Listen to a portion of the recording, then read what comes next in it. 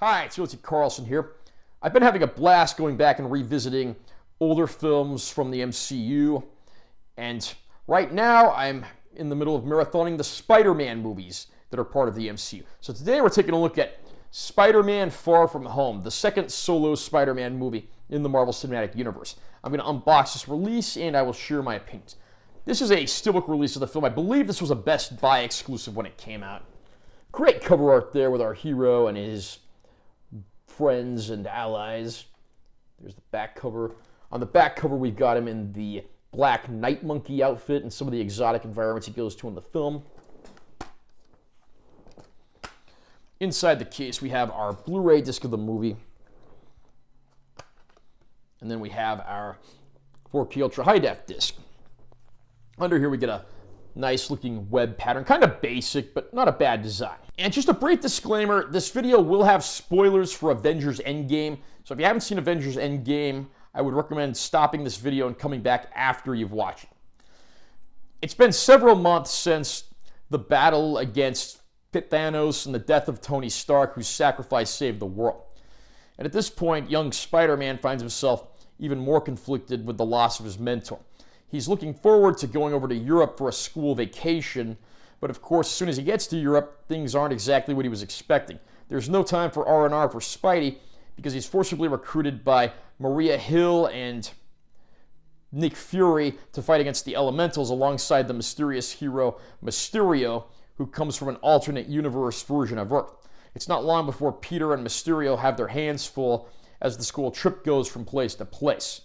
And just when things couldn't get any worse, things take a total 180-degree turn when it seems that Mysterio might not quite be who Peter once thought he was. I absolutely love Tom Holland's take on Spider-Man. He's a much younger, more rash, impulsive version of this character, and he feels believable as a teenager. Part of the reason he's become my favorite actor to play the character. And this time around, we send him to some strange and exotic environments and pin him against some of his most unusual foes yet. Of course, some of the supporting cast in the MCU comes back, like Samuel L. Jackson as Nick Fury, and just seeing these interactions are a blast. Of course, Jon Favreau reprises the role of Happy Hogan. He too is dealing with the loss of Tony Stark, his best friend, boss, and mentor, and he finds himself infatuated with Spider-Man's Aunt May.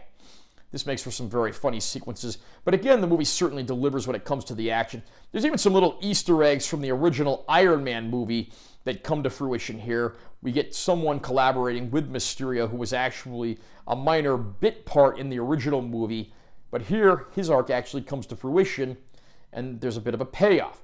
The action sequences, as with most of the MCU movies, don't fail to please, but there's still plenty of humanity and humor to be found in all of this too.